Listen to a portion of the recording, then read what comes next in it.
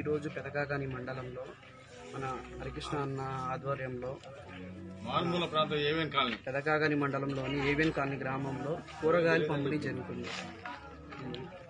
Junior NTR అభిమాన సంఘమే కానీ ఈత్ కానీ వాళ్ళు వచ్చి మాకు సాయం చేశారు. ఏవిఎన్ కాలనీకి ఇప్పటివరకు ఎవరు వచ్చి మాకు చేయలేదు. అందువల్ల వాళ్ళకి ధన్యవాదాలు తెలుపుతూ నమస్కారం.